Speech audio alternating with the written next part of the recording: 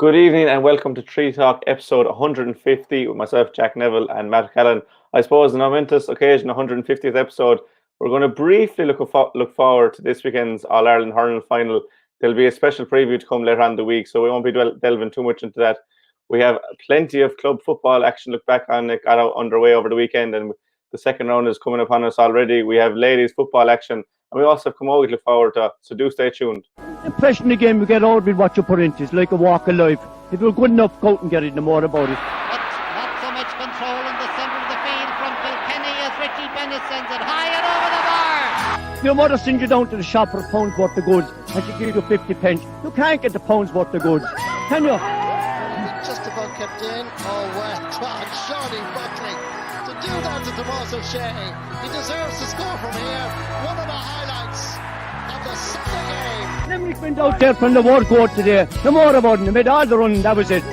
Put the ball over the bar and the back of it, and that's it. No ifs, no buts. Is there much time left? We have a couple of injuries. Here comes Kieran Carey. Carey leading the charge of the right brigade. 45 metres out. He's a chance to score. He's put it high. He's put it over. There's no sympathy in this game for anybody.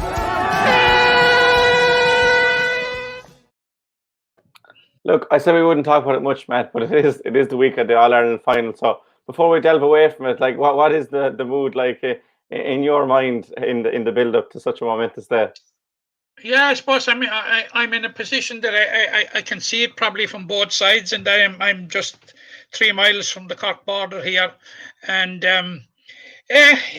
like certainly the build up is there. It's but it doesn't compare yet with 2018. But I have noticed in the last couple of days that the momentum has been gathering, the flags have been appearing, and the horns tooting and what have you. So, like, as the days go by, I say by Thursday we'll be in full flow. But look, it's such an exciting week, and you know, in the jobs that we're in, Jack, you know, we have so much preparatory work to do for these things, that we're probably engrossed in it and to a certain degree detached from, you know, what's going on the ground. But I'll certainly from tomorrow on be out among the ground, and I will be more qualified to answer that question later in the week. But I suspect that what the answer will be is that that it will be reaching fever pitch come Thursday, Friday. Now, of course, there's a mad frenzy for tickets. I've never seen the like of it, but I can understand why. But there's a passive acceptance out there among certain members of the population that, you know, that they're being pragmatic. You know, that 2 into 1 won't go. Like that, if you have 80,000 people in the normal circumstances and now you have 40,000, that something has to give. So there's an awful lot of people going to be disappointed, but I think an awful lot of people have themselves conditioned to the fact that they won't get tickets, and that they're making arrangements to watch it at home or watch it wherever, watch it with friends or whatnot. So you know, I my heart goes out to people that just can't get tickets. Obviously, even with a full stadium, there are not enough tickets to go around. So, look, you know, sympathizing with people that they can't get tickets, like a scant and poor consolation. But look, I hope wherever they are, or whatever part of the world they are, that they will enjoy the day and enjoy the occasion. And above all, if you're supporting Green or if you're partisan to Green, that you'll enjoy the result. Yeah, that's the main thing. And look, I second that. About the tickets, it's just the year we're in, and it's just a reminder that COVID hasn't gone anywhere as of yet. 40,000 is brilliant, and I'm sure it'll be a brilliant atmosphere. But for everyone watching it, we hope they're enjoying it wherever, if they're lucky enough to get into the stand, into the stadium, or if they go up to Dublin for the day or watch it at home, that everyone will enjoy it. But that's it for All Ireland for us today. Because it is, I suppose, but Jack, you see, it's very, very hard, and this seems to be the constant narrative, particularly after the weekend when people were watching into Match of the Day and watching the football over the Saturday at Saturday, and to see, crammed stadiums, the people want to know we're ahead in vaccination rollout in Britain. All the restrictions, even the wearing of masks, have been no longer mandatory in Britain, and the case numbers are coming down.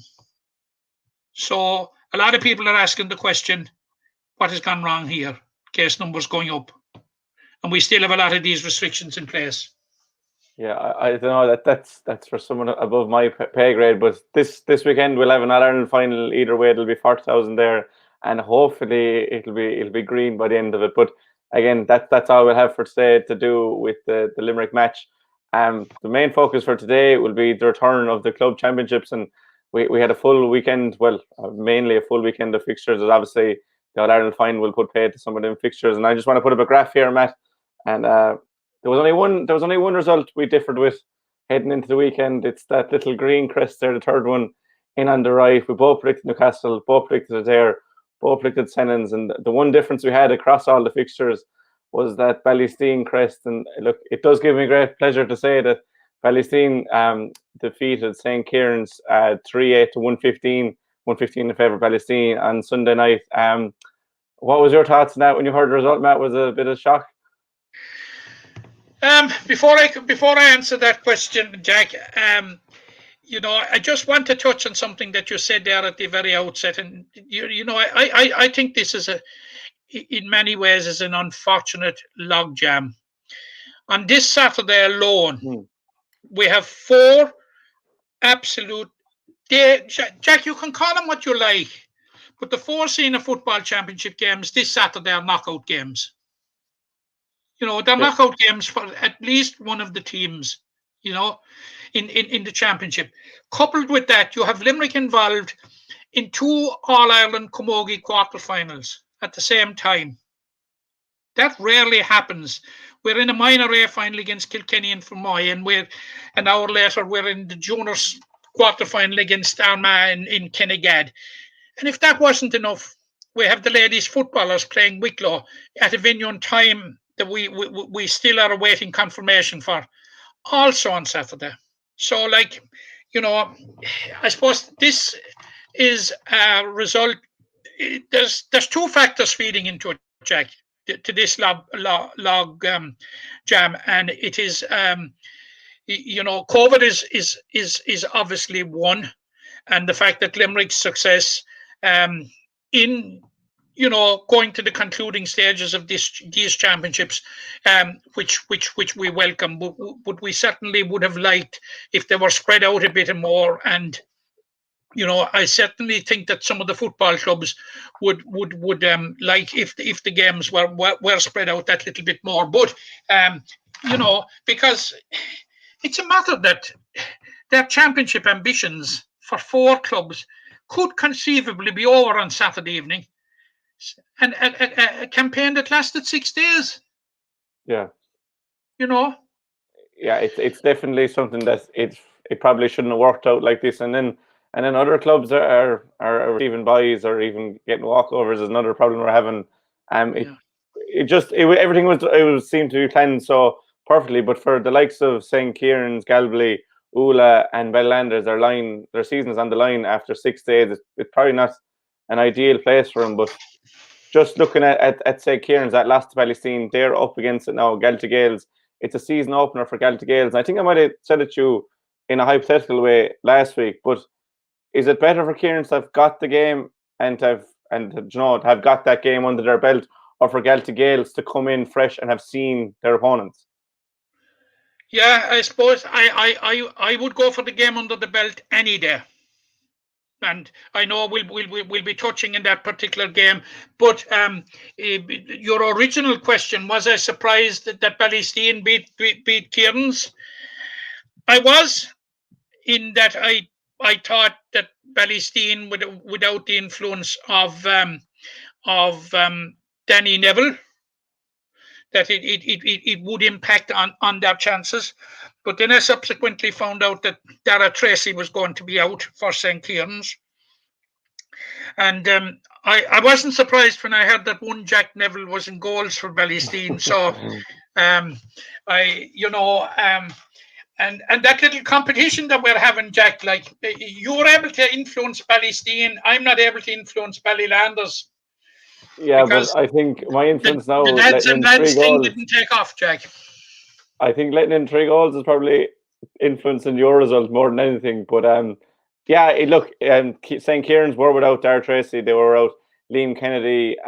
Noel Callanan lasted only a couple of minutes with injury. He was injured out coming into the game. And from what I saw from Kieran's, like they were down by 8, as many as 8, midway through the 3rd quarter. And by the final water break, Ballysteen were down by a point. Like that battling spirit you expect from St. Kieran's, like was there to the very fore, and they got through 3 on the bounce. And it was just 3 brilliant scores from Ballysteen down the stretch, and the lads really dug it out. But just from like Kieran's looking into the game against Galtee Gales this week, they obviously met just over 12 months ago in a relegation semi-final, and the permutations are pretty much the same for the teams again. Only the caveat is one can actually get through now at this stage, but it's backs against the wall against both sides. It is. It's backs against the wall. Like like if you take St. Kieran's, first of all, like there's no further room for error there, Jack. Like lose again, you're out. Galtee Gales, all right, they have the backstop of a game against Ballysteen to look forward to. Were they to lose, but like if you ask yourself the question, even though there was only a point in it, but if you ask yourself the question, if you lose to the losers of the first round, what are your chances against the winners of the first round? That comes into it. But it would appear to me that it is probably one of the tightest groups in the competition of the 4, and certainly Ballysteen have dug out now what is an absolutely crucial victory for them, and it almost ensures them of a place in the quarterfinals and non-participation in a relegation scrap. Not 100% now, because you could have a situation whereby Kieran's would beat the Gales and the Gales would beat Ballysteen, and then it would all come down to points difference. So, but I think it's a game. A lot will depend, and you're right when you say about the number of people the number of players that St. Kieran's were missing against Ballysteen. That was crucial. I tipped St. Kieran's to win, and I was doing so to a certain degree on the basis that they had a full hand, and that Ballysteen were without Danny Neville. And when I discovered later in the week that there were doubts and that likelihood that they would be without Dara Tracy, I said to myself, this evens it considerably. It offsets the loss of Danny Neville, and that it was more or less 50-50 game at that stage, and that's the way it transpired. But reading the match report now, I wasn't at the game and I didn't have the privilege of seeing you in action. It would suggest that the typical fighting spirit that we have come accustomed to from St. Kieran's obviously surfaced again, particularly when they were challenged at 8 points down, and to whittle it down and actually go ahead late in the game. It shows, and certainly they would have benefited considerably, I think, from the game. Why the game would be of such benefit to them, provided they haven't picked up knocks that will rule anybody else out, is that the next game is coming so close.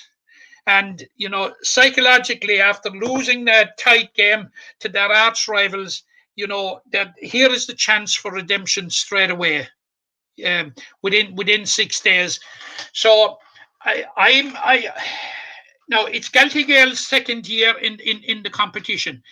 Now I think the importance of Dara Tracy will be huge, because the man that really makes Galtee Gales tick is Dara Tracy's inter-county teammate, midfield teammate, Tommy Childs. Now, Tommy Childs in full flow and his brother Rob in full flow, who also plays with the Limerick senior team.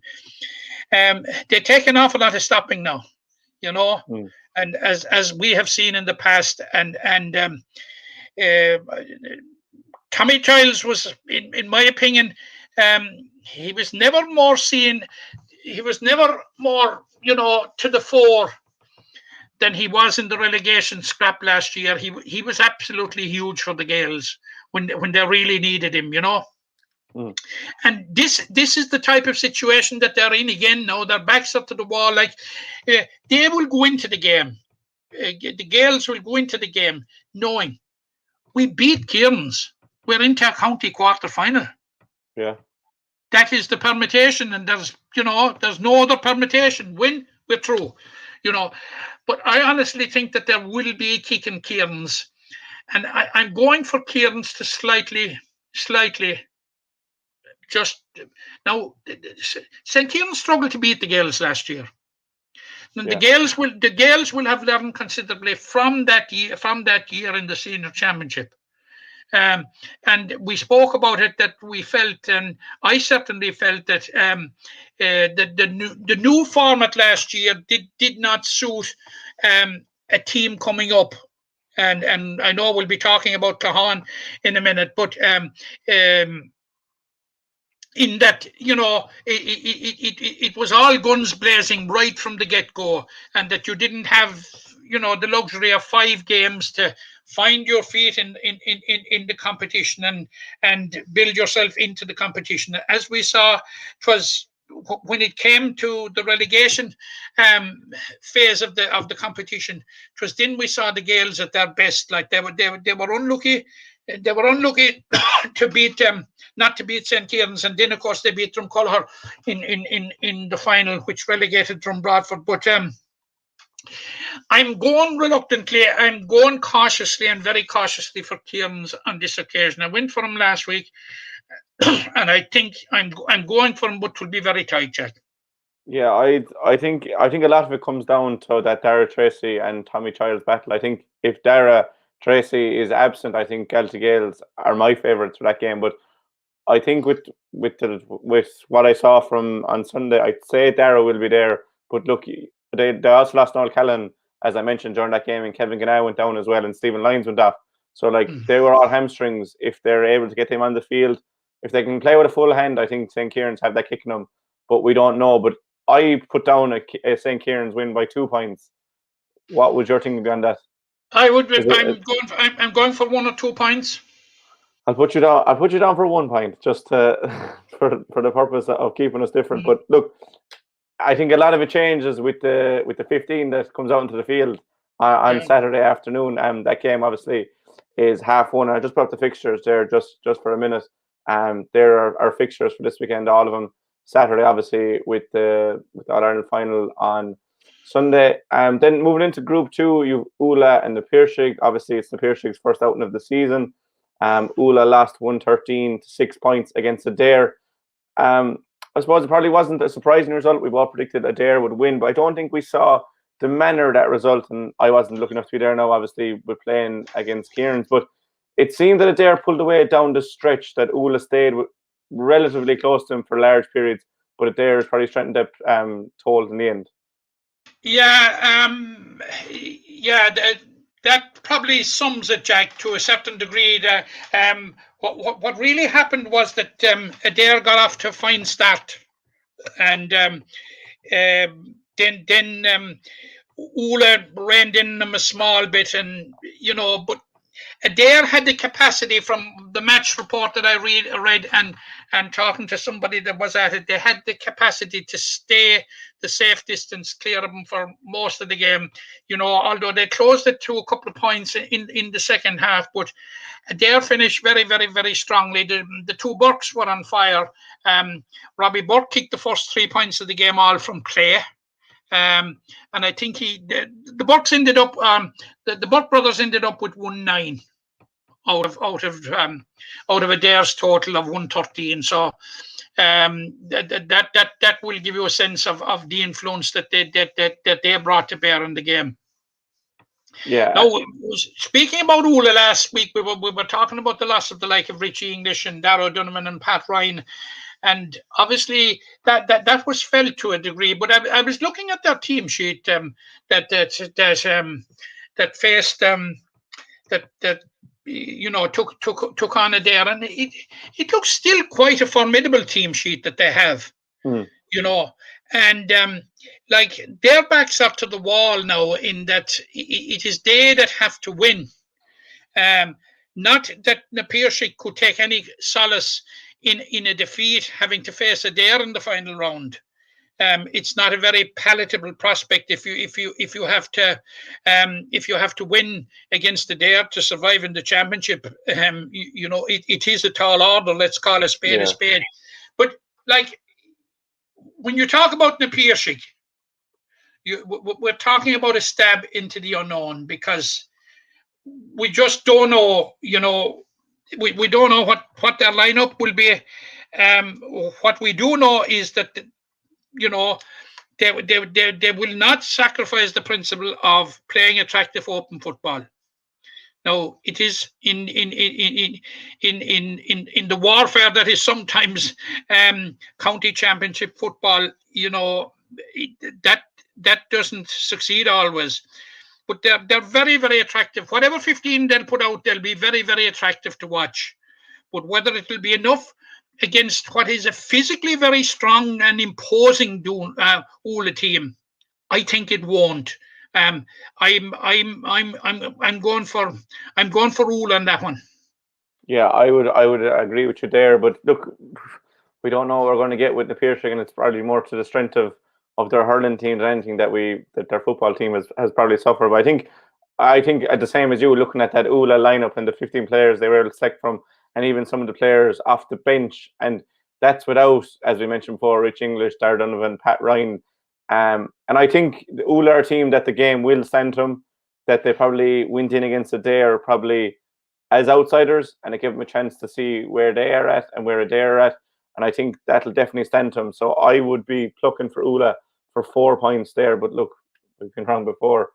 Yeah, but just to be awkward, I'll go for 5. For 5 for Ula. We're agreeing again. You see, these are two of the clubs now that will be playing in the senior championship. Like Ula Doon is, you know, a combination club. They're 2 of the 3 clubs themselves. Na Piarsaigh, Doon, Ula, and Adair are the ones that are competing at senior level in both competition, or we'd say both hurling and football. And like definitely. The hurling is impacting on the Piarsaigh. We can say that with all degree of certainty, with a full degree of certainty. But there is no doubt from looking at the Ula line out as well, it's impacting on Ula as well, for the simple reason that the 3 county players who were quite accomplished footballers, the 3 county hurlers, will not be playing with them this year. So, you know, but that is their choice, obviously, and but it's a huge loss to Ula. It is a huge loss to Ula, and look, it's probably not a choice that should be made by the players, but something they have to do to look after themselves and look after their bodies. And I suppose moving from Ula and the Piarsaigh into Ballylanders, Monaleen, and look, it'll give you no great enjoyment saying it, but Ballylanders lost in the first round. They lost to Clahan side, and we just have one comment in, and everyone make sure to get your comments in if your club won at the weekend or lost or is making their debut this year. This weekend, but Daniel Roach, the Hoops are back. Clahan, it's the result that we both got wrong. We both plucked for last year's finalists, Ballylanders. It finished 3-6 to 14 points. It was a game you were at, and by all accounts, Clahan were deserving of the win. No argument about that, Jack. No argument whatsoever. I wouldn't argue it or attempt to argue it for 1 second, because I was at the game. And I was very impressed. I have to say I was very impressed by Clahan's approach and the intensity they brought to the game right from the very start. And I think they got a couple of goals on the run up to half time. They led something like 2, 3 to 5 points at half time, the margin should have been greater, Jack. I thought. I thought their decision making, Cahan's decision making, and their shot choices in the final third left them down a couple of times. You know, they amassed 10 wides over the game to Ballylanders, something like 4. So that will give you an idea of the level of mastery that they enjoyed in the game. But then you look at it another way and you say, right, Ballylanders 14 scores, Cahan 9. But the reality is that Cahan deserved to win this game. There's no doubt whatsoever in my mind about it. Now, Ballylanders did get a penalty in the second half. It was saved, and it was crucial. But Cahan allowed the 5 points to the lead that they had at one stage in the game. They allowed Ballylanders to come back on level terms. But at that stage, they crafted an absolutely wonderful goal to put themselves 3 clear again. And they were a bit on the defensive towards the finish. The last couple of scores went to Ballylanders. They were pressing at the time of the final whistle. But for Cahan, like it was all about getting that vital first win. It was 11 years since they kicked the football in the Limerick Senior Football Championship. So, you know, it was welcome back to one of the fallen giants, if you like to call them. I think, you know, full credit to them. The sort of momentum that they had last year in the that, you know, propelled them to the Intermediate Championship. They certainly brought it. And I thought they had a midfield pairing that did extremely well. Keane Burns and Kevin Howard, who is a member of Billy Lee's senior squad. I was hugely impressed with his contribution to the game, and it gave him a platform. But their whole movement and their whole approach to the game, I think, was very, very laudable. You know, it's their first game back in 11 years. You'd excuse them for, you know, taking tentative steps. But certainly I was impressed, very, very impressed with the way they went about the game, and they certainly deserved, and I know it was against my own club, but, you know, we just as we call predictions, we call it as we see it, you know, and reflections back on what we've seen, we've got to call it as well. And I certainly was impressed by Cahan and on their return to senior football, and it augurs well for them. They've another game obviously coming up in the third round, which will be a clash with Monaleen. Should be a very interesting clash. If you have an hour or two to spare, Jack, I would say don't miss it. Yeah, because go on. That brings me to Monaleen, who I was equally impressed with when I saw him in the league final this year, and the manner in which they overcame Newcastle West.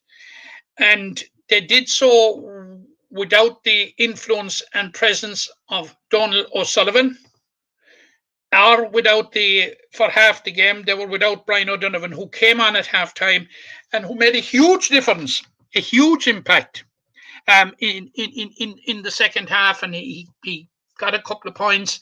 He was responsible for the goal. He was responsible for the layoff. A huge player for Monaleen. Now, this is the 4th year in a row, Jack, that Ballylanders and Monaleen have met in the championship. They met in the group stages in 2018. Ballylanders won by a point, I think. 2019, Ballylanders won by 3 points. They met in the quarterfinal last year, and Ballylanders won by 2 points. So you can see that the games have been close, and you can see that the edge is certainly with Ballylanders. Now, Ballylanders, they have 5 or 6 very, very young players, Like Niall Fitzgerald trust three players in particular into the defence last year. Now Patrick Holian didn't play. He came on as a sub, but Killian Meade did, Sean Maloney did, and he added Patrick Shanahan, who featured for Limerick under-21s against Tipperary and Thurles. He was in at fullback, and Shane O'Donoghue, who was a sub on that Limerick under-20 team, he started in the forward. So it was a relatively young team. Now they were without Kieran Kelly, and would probably have missed his speed and what he brings to the table. But they have to regroup now, and it's going to be a tall order, because I think Murish Gavin has Monaleen playing a very, very attractive brand of football, and in many ways it's a new look Monaleen team. But you have those experienced heads in among them, and you have a guy like Brian O'Donovan, like who on form can make life very, very difficult. It gives me no pleasure, Jack, to go against my own club, but I think Monaleen will end their losing sequence against Ballylanders in this one. Yeah, I think Ballylanders are a team that they've started slowly in recent years. We played them in the first round in 19. I remember seeing them, I think it was 2018, that they drew with Sennons, who had just got promoted, and I think they have hit the ground slowly, and I think it's not really the year for it. But I think with their backs to the wall, there's definitely performance in Ballylanders. But we were talking about it in depth last week about Monaleen, and we feel like there is momentum in Monaleen, that there's a tide coming, and just with that, they'll have seen obviously Ballylanders. They'll have the added advantage of seeing it. Now again, we don't know which is it better or worse, having played a game or having watched a game. But I'm plucking for Monaleen just by 2 points, but it's one that I would definitely be on the fence with. And the previous record between the teams, like, you really couldn't call it. But no, it looks, like Waterford hurlers can play Galway hurlers all day. They've met 12 times in the championship and they've won 11. Ballylanders can play Monaleen all day. And invariably come out on top. Whether it will hold next Saturday or not, I'm not so sure. I was hugely impressed. Now, people were saying, look, it's only the league, but it's the league running into the championship. And it was probably the best structured league that we had for a very long time.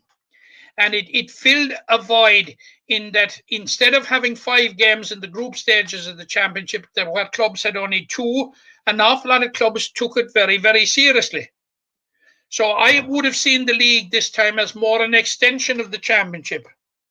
And I was hugely impressed with Monaleen, I have to say. But, we've seen so often in the past where league form doesn't translate into championship form. And Ballylanders will certainly be hoping that is the case. And they will certainly be trying very hard to ensure that it isn't the case. So, interesting game, but I'm going slightly for Monaleen. And if I had to put a point on it, Matt, Monaleen by 2. Okay, I'll go 3. I'll go 3 because I had 2 down, but I'll give you the benefit out there. And finally, the last game of the weekend, and I'll just put them up there again for people that if they could get out to see them. Obviously, tickets are available.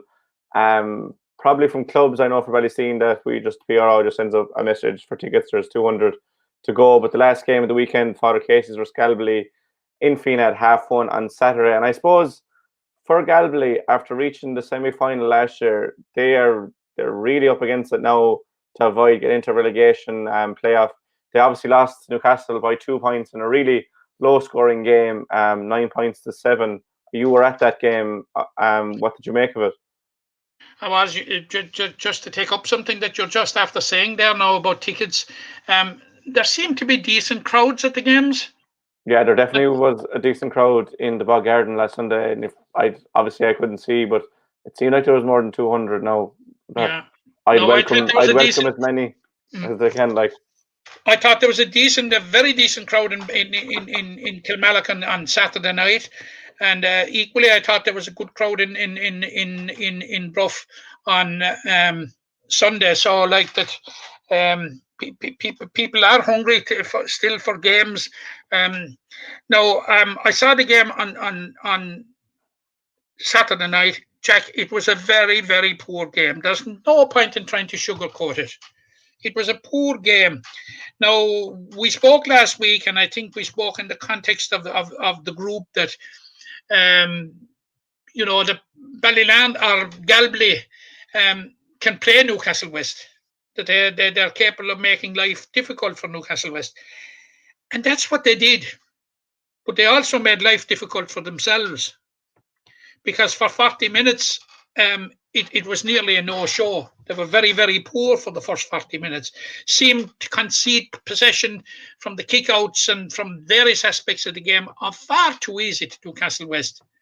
And then were left, you know, scrambling to defend. But they finished strongly. And they closed the gap. Now, it will be a worry for Galway, the fact that they only scored one single point from play over the course of the hour, 65 minutes or whatever was played. But they did finish on the front foot, and they had a lot of pressure on Newcastle West at the finish, and they had claims for a penalty. You know, I wasn't near it, but the level of protest about it would suggest that it was more in hope than in confidence that the claims were. But Timmy McGrath was the referee; he was quite close to it and waved it away anyway. Didn't entertain it. So, but had they got the penalty and scored it, they'd have stolen the match at the finish, and it would have been an injustice to Newcastle West at that stage. But Newcastle West could only blame themselves. Like they had a very, very good quarterback, Newcastle West. They kicked they kicked 4 excellent points or 5 excellent points in that period. Ian Corbett got a couple. Shane got one. Keane got one. Owen Hurley got one. And you know, they looked to be into the groove, and you know there was shades of the Newcastle West that won the county in 2019 beginning to emerge. But in the last quarter, Jack, they were really, really on the hind foot. You know, and I had seen Newcastle West in the league final against Monaleen. I was disappointed with them on the night. I saw them again last Saturday night. I was disappointed with them again last Saturday night. You know, because if you look through the Newcastle West team sheet, it's a kind of who's who, isn't it? Oh yeah, of serious footballers, you know. But for some reason, they don't seem to be gelling to be the potent force that we expect them to be. Now they probably have got. They'll have the benefit of this game under their belt. They'll have 2 points in the bag. They will have time to go away and reappraise. You know, I've no doubt when their game with Father Casey's will come up, that they will be a much more formidable outfit altogether. Now for Galway, the immediate task for Galway as semi-finalists last year is to focus on Father Casey's. And you mentioning semi-finalists last year, were Ballylanders to lose and Galway to lose, you'd have 2 of last year's 4 semi-finalists out of the competition at the second round. You know, so like you talk about form from one year to another, but with this truncated league, Jack, it leads itself to that type of result, because you know down in Ballysteen now, in a 3-team group, you go out, you win your first game, like the sky's the limit after that. An awful lot of pressure is gone. Yeah, you know, definitely. Yeah, the pressure of relegation, first of all, is gone. The pressure of qualifying is almost gone. So that's the importance of it. Now, Father cases are going to be very formidable. Now, it's a hardy annual with us every year, speculating about Father cases and wondering, when are Father cases eventually going to translate success at underage level into senior level. It has to happen one day, very, very, very soon. But I'm going for Father cases to win by 3 points, Jack. Yeah, I'm agreeing with you there, and it's probably nothing. It's probably a lot more to do with Father Cases and Galbally. I think Galbally made huge strides last year, and to keep in touch with Newcastle and probably put Newcastle on the back foot like that at the end takes a very good team. But I saw Cases already this year, and I think they, like you just mentioned, that the records in minor competition is ridiculous altogether. Like, and it would put any team in any county to shame. Like, but they haven't been able to translate it. But I do think the players coming through, the likes of Elia O'Riordan and the Kilbridges and things, like, it's just they have the players coming through and they're just too good not to win in games. And I think it'll be a case of 2 lost from 2 from Galway, but more to do with Cases. I went by 5 points, but again, we'll just have to wait and see. That rounds out the action for the senior championship. I'll just put the fixtures there briefly again. Galtee Gales, Kieran's, and all the games are on Saturday at 1:30. Galtee Gales and Kieran's on in Kilbreedy. The Piercing Ula is on in Clahon. Munley and Badlanders in Bruff, and Father Cases, Galbally and Fina. And it's as simple as, for any of the teams on the left here, they're all playing their first game. If any of them win, they're through, and the team on the right is into relegation playoff. It's as simple as that for those teams. And I suppose before we move off from the football, Matt, there's only one game, unfortunately, intermediate championship. St. Senan's won 3-13-7 over Bruff. Other games didn't go ahead for whatever reasons, and we won't delve into them. Some games are called off because the All-Ireland final. Other games, there was a walkover. Glynn gave a walkover to Ger Griffins. We won't get into that. But the St. Senan's result, and we also have these results in the Premier Junior and Junior A. And look, we'd like to get into all the games, Matt, obviously, but there's just too many games to get into. But with the St. Senan's result and this result and the results here, I'll just go through them quickly. Father Casey's 3-9 to 6 points over Newcastle West. Monagate 3-10 to 1-10 winners over Cappamore. Croomera 1-11 to 5-point winners against Ballybrown. And then the game we talked about last week in our preview, Castleman 14 points to 1-10 winners against Mount Collins. And then the Junior A Championship, Camogie Rovers had a big win, 4-24 to 6 points against the Han. South Liberties and St. Pat's played a draw 2-8 to 14.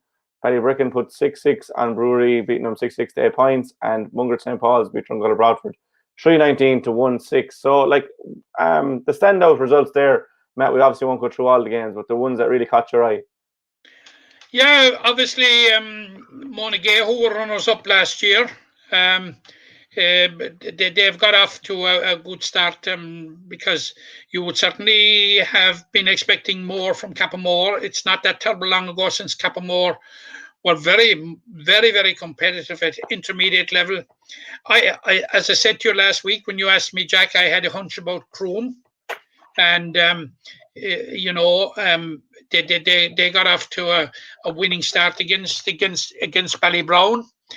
I suppose the standout result, as you rightly say, is not just Camogie Rovers beating a Han, but the manner in which they beat a Han.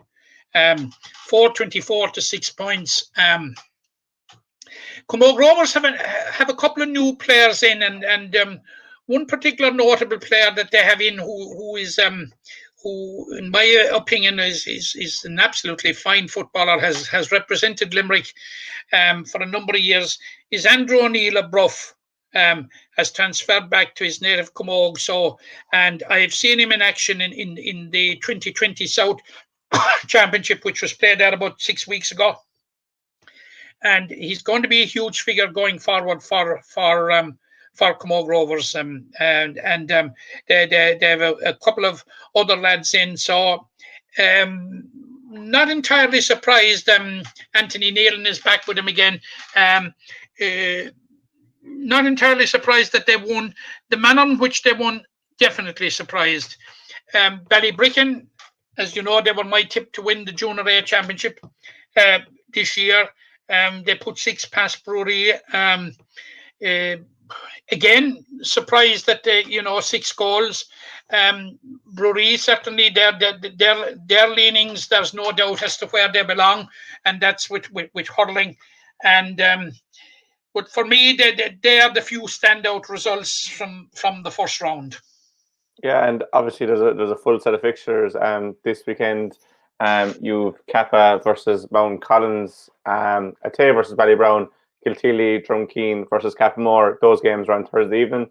Then you have Benogue versus Drunker Bradford. That's until the 25th. The Piercing versus Brewery is also on Thursday.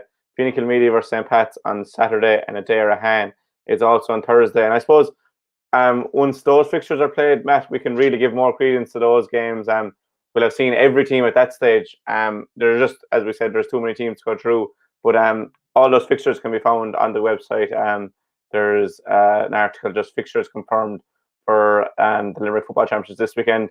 That will bring an end to our chat about the club football championships. And look, it was brilliant to have him back. But we still have more inter-county games to look forward to this week, Matt.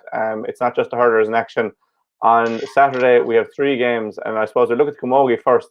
And it's a huge doubleheader of Camogie action. Now, obviously, they're kind of clashing, so you won't be able to see the two of them.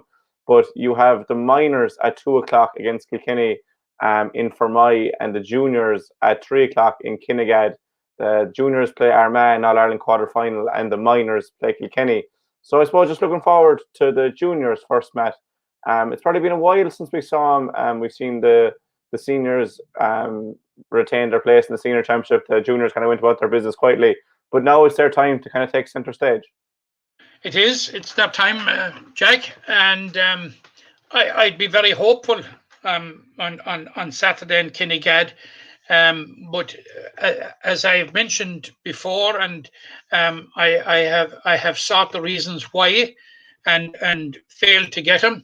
If you win an All-Ireland 1 year at junior level, how you can contrive to be in the same competition the following year beats me. And I can't get a cogent, a plausible answer. I can't get any answer at all. But that's the situation that Armagh in. They were All-Ireland junior champions in 2020, and here they're back in the competition again. And Armagh are going to be formidable. There's no question about it for that reason. They reached the Division 3 league final and were beaten by 2 points by Wexford. Now, Wexford also beat them in the championship at Buffer's Alley last weekend. That's what held up the quarter-final. So they're going to be very, very formidable. But Limerick, Jack, this Limerick junior team, nice and quietly, have a decent track record this year. They have a decent track record. They've won their 2 championship games. They have got they lost in the Munster Championship to Kerry intermediate team, Marco. Now, how they got into the junior championship, that is a question similar to Armagh for somebody else to answer. And they lost to Wexford in the league semi-final. They had a good win over Clare and a good win over Waterford, and they drew with Carlow, a fancied Carlow side up in Carlow. So, like, you know, they have a decent record this year. And now, Ida Cunningham did not play in the league. She came on in her first game was she started against Cavan and again against Down, and has been very effective inside in the full forward line. But a huge boost for Limerick going up to Kinnegad on Saturday is to have Michelle Curtin available. She has. And I'm not going to go into it because it makes me angry every time that I think about it as to why she was absent but she's that's a huge boost to Limerick. Michelle is a very, very good forward, and I met her there recently, and she couldn't wait for the day when she gets back out on the pitch. So that's a huge boost for Pat Ryan. The odds are stacked against them, Jack. Armagh favourites, but I think Limerick are capable of upsetting them. Yeah, they're definitely capable of upsetting them, and like you can't say enough about Michelle Curtin. It's been far too long. I think it's been 3 games, but it's been probably 6 No, or Jack, 7. unfortunately, it hasn't been 3 games, it's been 4. Oh, sorry. I was just saying it's probably been about 8 weeks or so with all the game between the Munster Championship and obviously the All Ireland Championship. She missed the Munster Championship and she was eligible for it. Yeah. Sorry. Yeah, I forgot that. But look, it's great to have her back, and it's great to have the juniors in action. There was a lot of weekends they kind of clashed with the seniors, and probably Pat Ryan had to split his time between the sides, which can't have been easy. But they'll go to Kinnegad with no fear, and as you rightly or wrongly, Armagh are there. Whether they should be or not is one for a different day. But they're going to be there. It'll be Limerick against Armagh in Kinnegad at 3 o'clock. I'm sure it'd be streamed somewhere, but. There's no reason why this Limerick team can't take another scalp and continue as an already impressive season, as you alluded to, Matt. And then obviously earlier on in the day at 2 o'clock, you have the minors against Kilkenny in Fermoy, and just have a Limerick team in a quarter final of a championship at that very late stage. It's just brilliant to see. And you must also add, Jack, that it's minor A. Minor A, and like Limerick won the minor A All Ireland Championship in 2014, and they won it the hard way because they were confronted with Cork, who were seeking their first win in the competition as well at that stage, and they drew with them drew with Cork in Kilmallock, and the following Saturday went to Charleville and doled out a good beating to Cork in the final and won the final convincingly. Now, Limerick dropped down to B subsequently and were beaten again after a replay. They were involved in a replay, this time with Laois in 2019. So there was a certain amount of a leap of faith to jump up to A, but they've had a decent record, Jack. This year, got to the Munster final after beating Tipperary and beating Clare, suffered a heavy defeat to Cork, suffered a defeat to Cork in the first round of the All-Ireland Championship, but bounced back last Sunday week. I saw it in Kilmallock, played very well, I thought.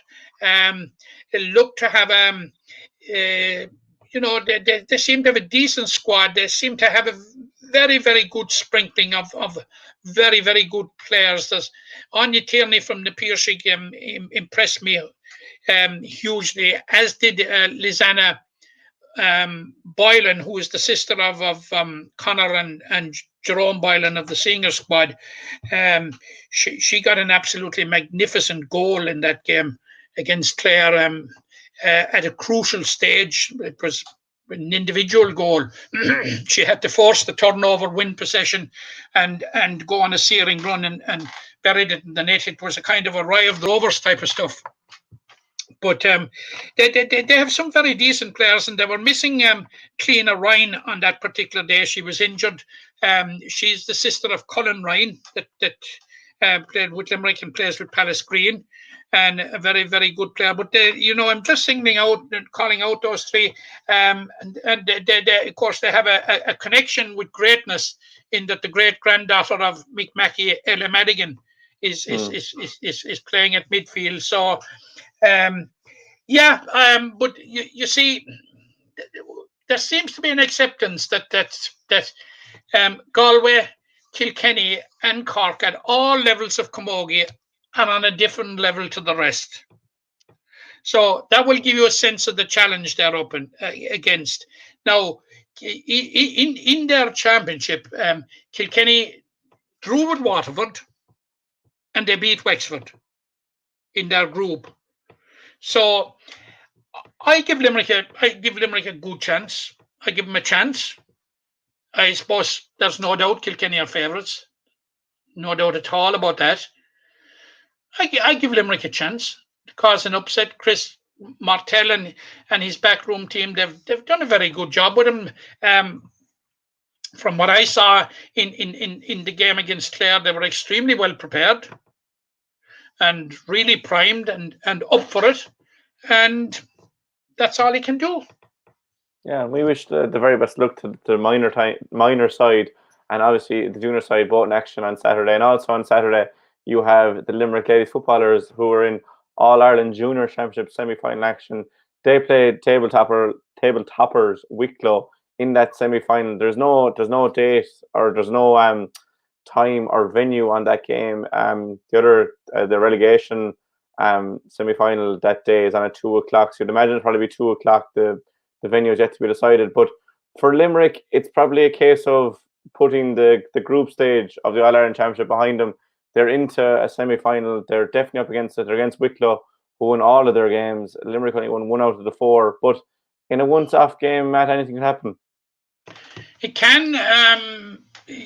Knockout competition invariably takes on a different dynamic, Jack. Or at least we hope it will on Saturday for Limerick footballers. But I suppose looking at the campaign overall, you would have to say it's disappointing. This is the second time that they have played Wicklow in the championship this year. They met at Callan in the first round in County Kilkenny, and maybe give us a clue as to where it might be held on Saturday. And Wicklow won 113-16. And then, of course, we went on and beat Derry, and then suffered heavy defeats to Antrim and Carlow most recently. And I suppose it's form is one thing that's a worry for Donald Ryan, and his woes and his worries now have been compounded by injuries to key players. We saw last Sunday the injury to Andrea Sullivan, who would be huge loss, one of his key players. And if that wasn't enough, we had Niamh McCarthy going off injured later in the game, and we wonder what will the state of play be with Niamh. Were those two to be out, a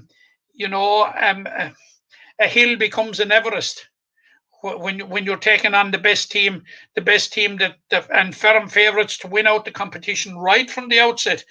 They were firm favourites to win it last year, went to the All-Ireland final, suffered a surprise defeat for Man in the All-Ireland final last year, and seem to be back this year more determined than ever that they're going to win the Junior Championship. But look, it's a very, very challenging and going to be a challenging and difficult day for Donald Ryan and his girls. But you would hope that the indifferent form that they showed during the